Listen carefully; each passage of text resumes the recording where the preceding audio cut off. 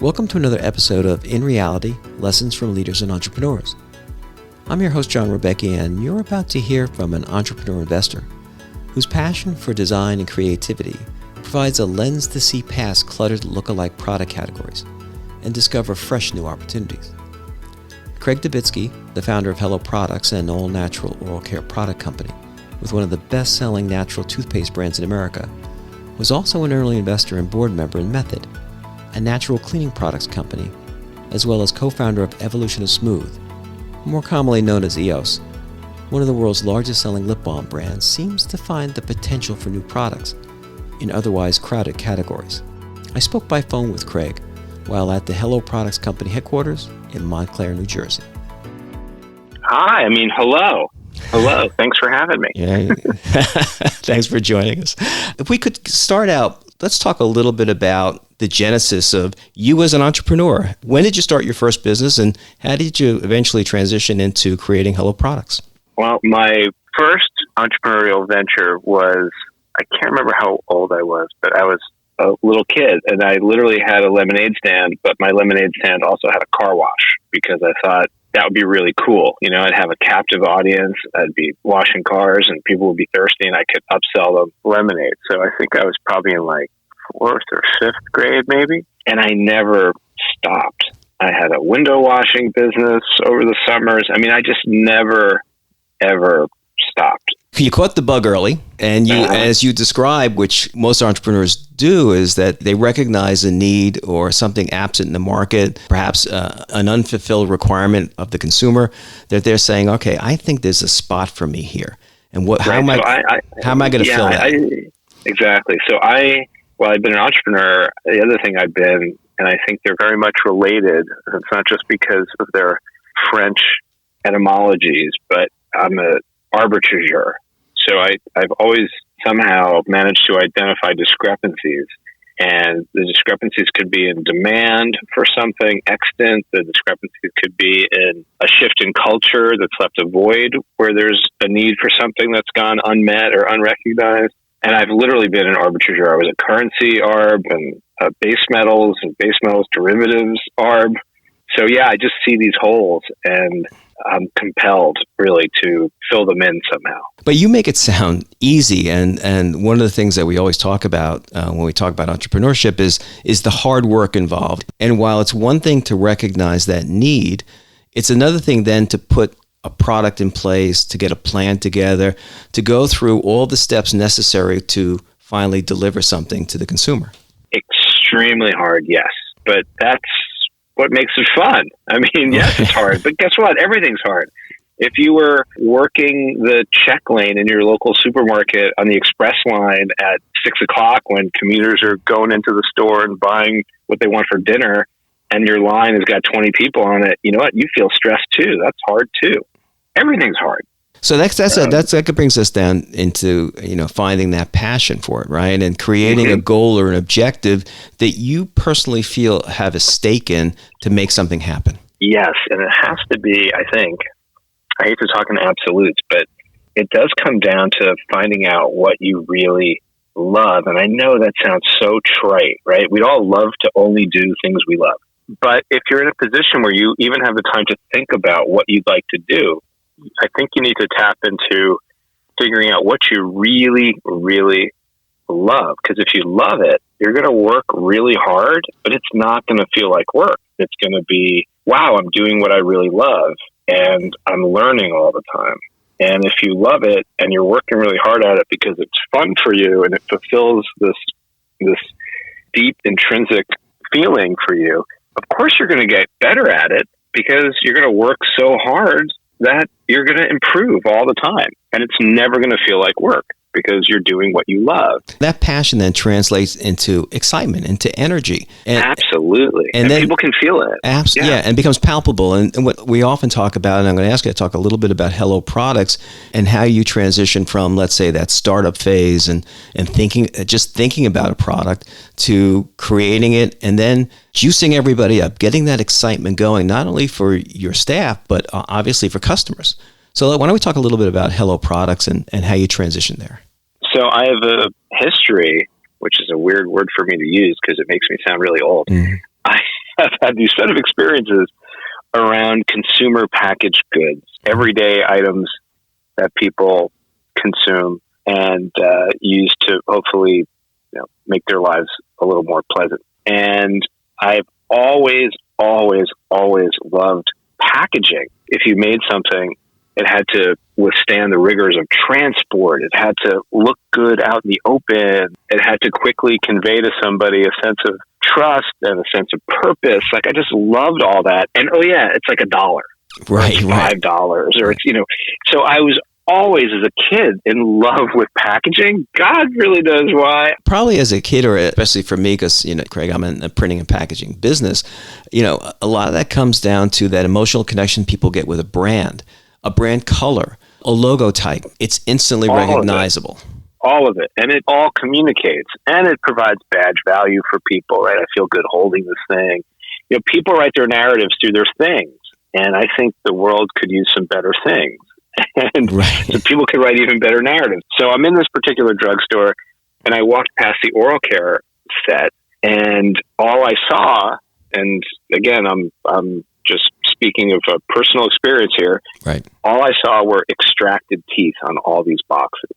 And I thought, wait a minute, like, this brand has a hologram of an extracted tooth, and this other brand has an extracted tooth with like concentric circles around it. And I was like, why do they have extracted teeth? I thought the whole point is I use this stuff and my teeth will stay in my mouth. Right. And as you point out, they put foil around it, holograms. They really highlight it. Yeah. And I can appreciate the idea is that it's a healthy tooth that's so shiny, but healthy teeth are in your mouth. Like, you shouldn't see the roots, right? Mm-hmm. So this like races through my mind in like a picosecond. And I immediately think of like, how did the extracted tooth become the global symbol of oral care?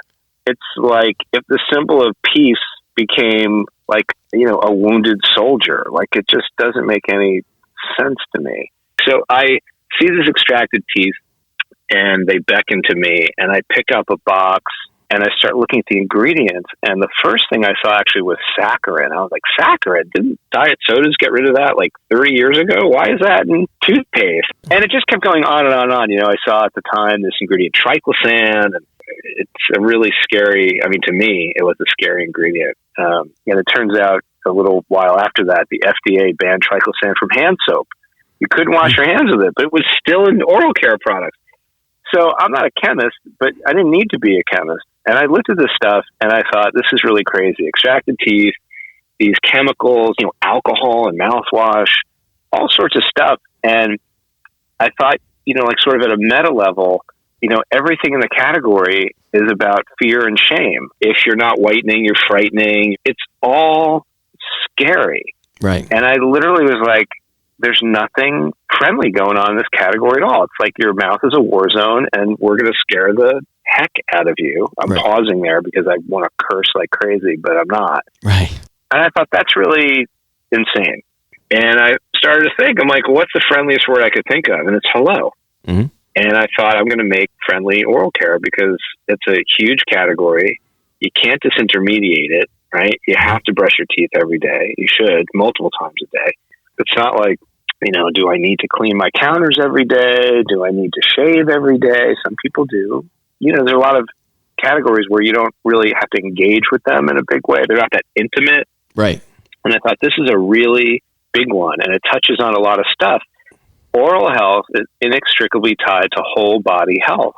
And we've been putting all this crap in our mouth. What's interesting about it is that, from a general consumer perspective, one would never think about trying to go after the big guys out there, because there are some big guns on that shelf. Yeah.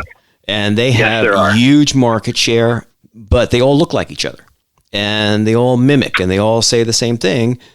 But you sort of read through that and came out with a whole different message to it, a different position on it. That was the idea. I'm always amazed when I see things that are overly similar. Do you consider yourself a disruptor in that space? No. You know why? Because I'm told that a lot, which I really do appreciate. I don't want to sound like I don't appreciate all the time. I am living it. Things just sort of come out. Right. So someone had asked me about, being a disruptor. And I said, the only people that ever say we're disruptive are the people being disrupted.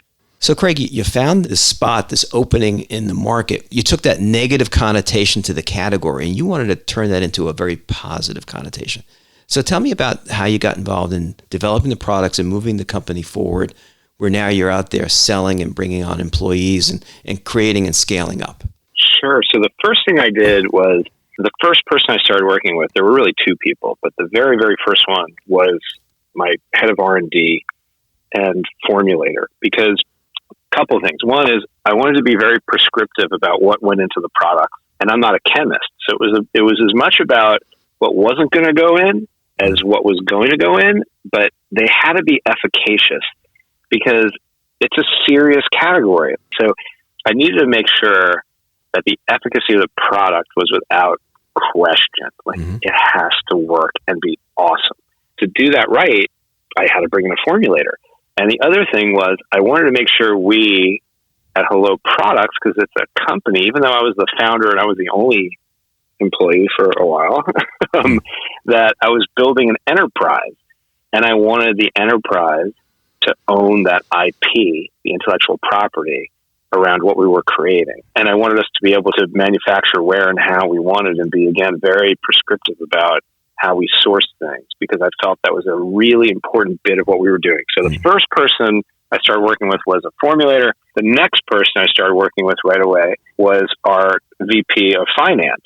And the reason that was so important was it's a business. Like, I wanted to create a company, an entity that would be able to run like a functional, high-functioning business, right? So I started working with VP of Finance right away as well, so that we could build models, financial models, so we could get a sense for what was going to be needed to build this business the way we thought we could, and to be able to benchmark effectively against the ideas we had around building a business. Right, you had the way of measuring results and creating a business plan. Exactly, right. Had a really benchmark. So I had a business plan before that, but there's a business plan and then there's the business, right? So everyone's business plan looks the same. It's a hockey stick, and, in year 5, it's, 100 times bigger.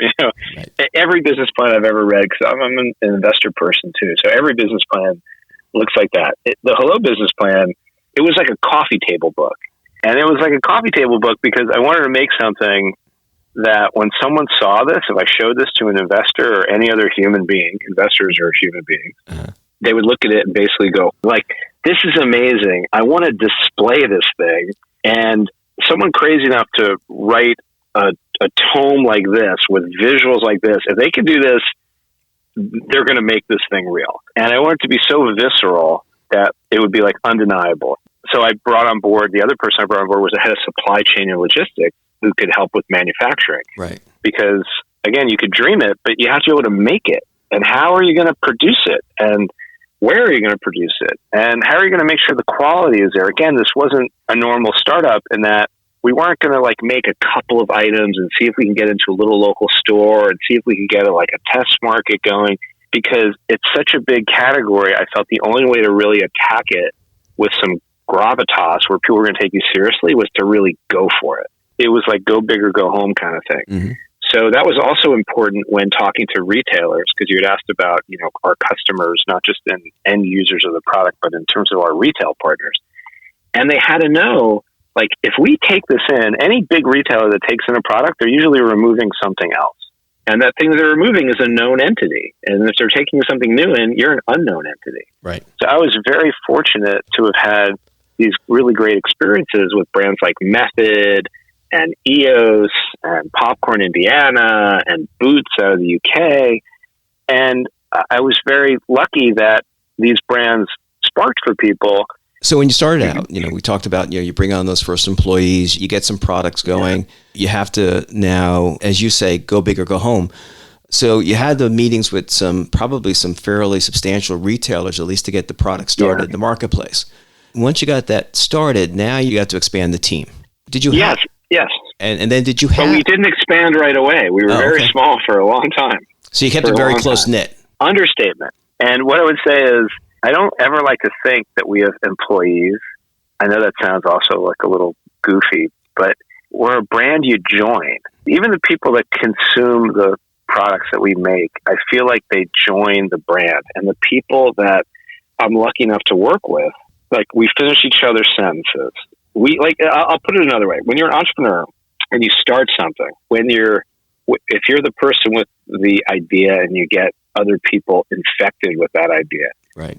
Like your job, part of the job, and I don't think of it as a job, by the way, part of the curse of being a founder / entrepreneur is that you're wildly passionate, and you like the difference between, I think, someone who just has an idea and someone who brings it to life is their ability to get other people to really help them and to make it real. That's the key. So when I started talking with people about this idea of Hello and how we were going to do it, there were a lot of ways to get people fired up. So, and it wasn't an intentional thing, like I'm going to go out of my way to get people fired up. It was just, I'm a natural, carrier of this, the contagion, this right? way of thinking. Right. Exactly. Yeah. So I would just say, hey, look, I've seen my grandparents' teeth. Why the hell would I use the same toothpaste they used? Like their teeth were in a jar by the side of their bed. And everything's changed and nothing's changed in this category. And this is what we're going to do. This is what we're going to make. And this is what it's called. And this is why we're doing it. And people would get fired up and they were like, I'm going to quit my job and come join you. It's about joining, not about getting hired. And I have to say, and I share this in the way that I hope comes through as sincerely and kindly as I mean it. Mm-hmm. But sometimes you meet with people, and I told people here in the team, please don't ever put me in the room with someone if they've met with someone first and they go, hey, will you come meet with this person? I say, please don't put me in the room with someone who's never used our product, ever. I don't even want to meet with them, not because my time's so valuable. It's because if someone would come here to our offices, and our product, by the way, is available at 42,000 doors, we have the number one natural toothpaste and number one natural mouthwash in Walmart and Target. And it's like you can't find our stuff or that it's really expensive.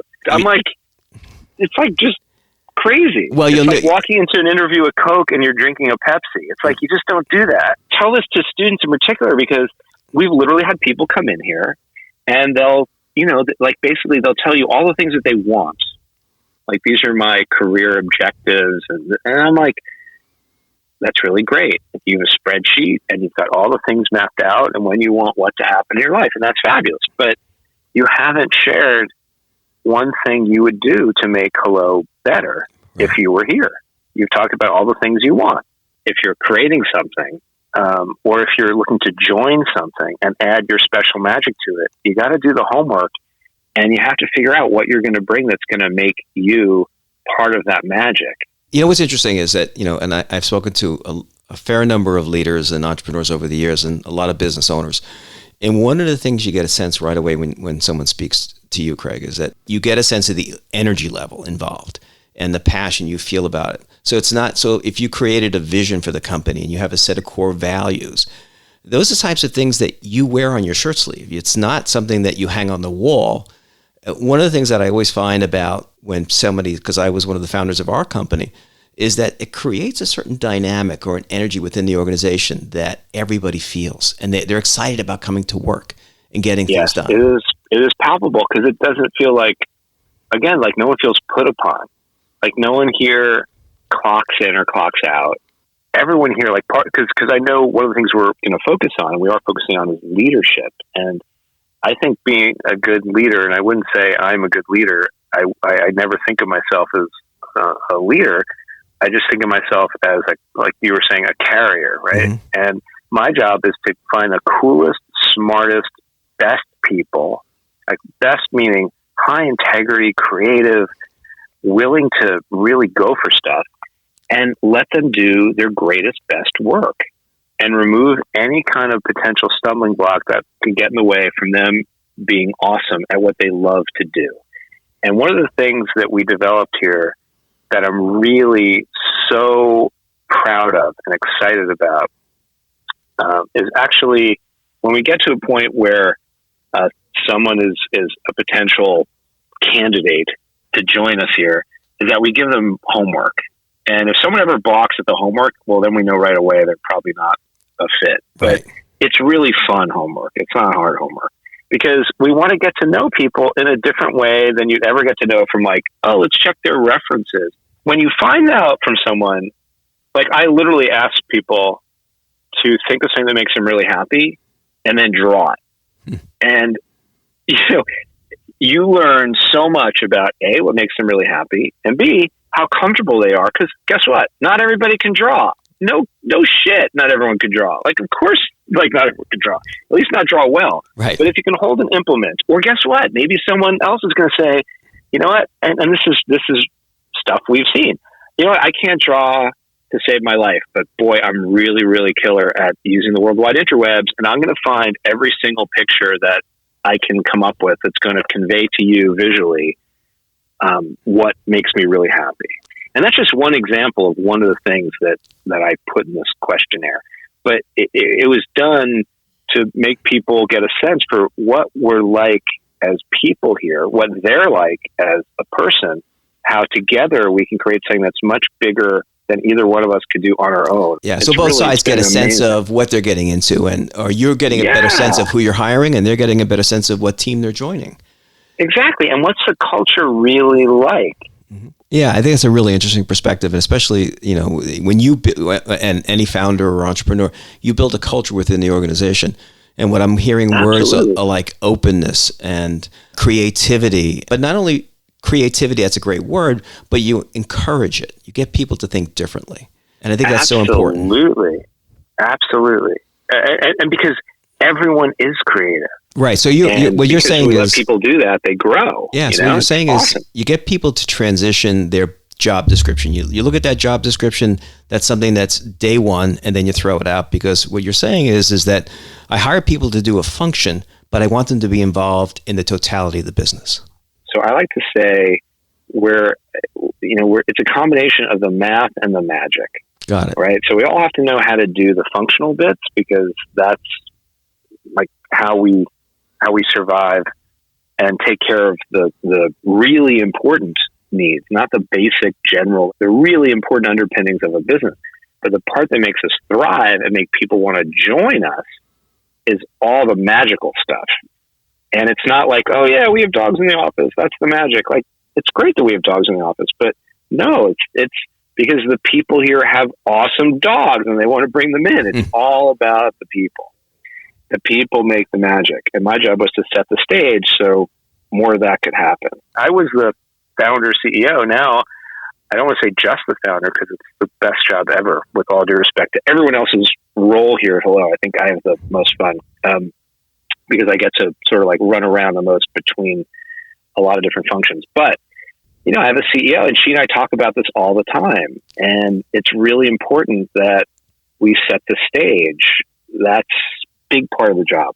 Not just to organize the business and make sure that things are managed properly and the things that need to happen are happening when they are. When you hire really amazing people to join you, they're amazing at doing what needs to get done, and you don't have to micromanage them, right? It's a different kind of party. Got it. No, so great stuff. Awesome. Great stuff. I'm going to ask you a couple of questions that I ask everyone. What one word describes who you are? Wow. One word. Optimistic. I am always looking at the upside, the opportunity. So I'd say I'm the ultimate optimist. And my wife's actually a PhD in clinical psychology, excuse me. And she had told me one day that I was hypomanic. And I said, that sounds terrible. Like, is there a cure for that? Am I going to be okay? And she said, you've never had a bad day in your whole life. And it's not that bad things haven't happened. I've had plenty, and no one goes through unscathed. I've had my fair share of really sad and horrible things that have happened, like anyone, right? But I feel so lucky, and maybe that's another word, I feel very lucky. Because, if you're on the right side of the dirt, like, what can't you do? Right? Like we're so fortunate to live where we live. And if there are students that are listening, there's nothing that I don't know a single entrepreneur, someone who's doing something that you might admire, that's got a successful business. I don't know anyone who wouldn't give anything to be right where you are right now, with unlimited access to unlimited resources. It's like, we didn't have the interwebs. Like, you can find anybody. Oh, I don't know how to get to anybody at that company. There's no LinkedIn. You can link in to anybody. Exactly. Oh, well, I don't have any money. There's ways to get capital that are, very prevalent.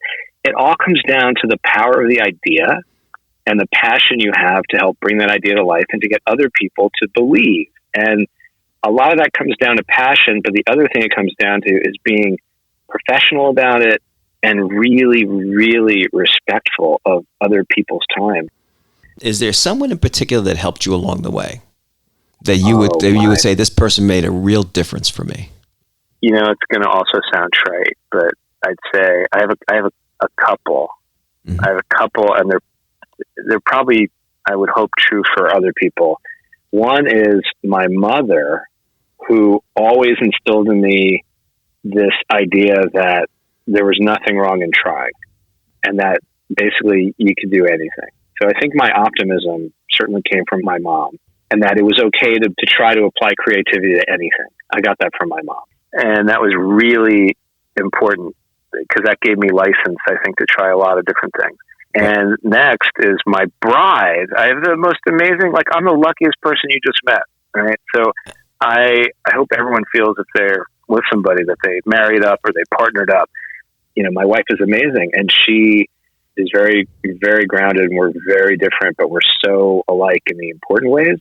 She's also just sort of kept me yes, you can do anything, but there's a very practical and sound way and kind way to do everything. And it's okay to be firm and still be kind. Yep.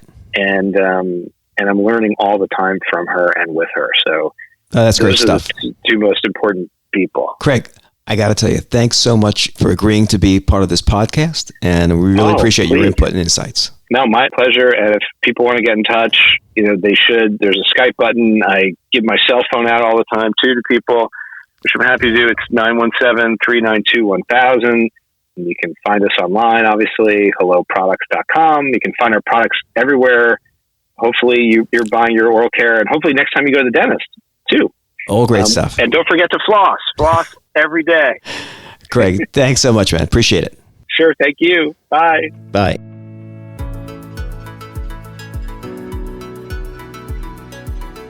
During our interview, we heard how Craig connects people with his brands by infusing them with a positive and joyful identity.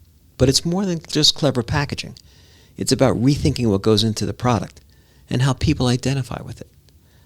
As the author Adrian Dubitsky wrote, it's about creating what people love before they know they want it.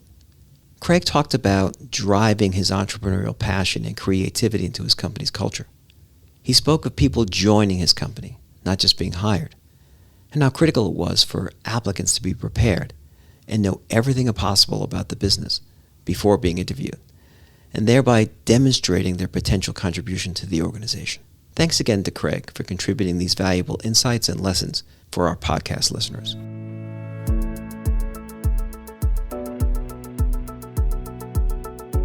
This podcast is executive produced by John Rebecki and New York Institute of Technology in conjunction with the School of Management and the Office of Strategic Communications and External Affairs.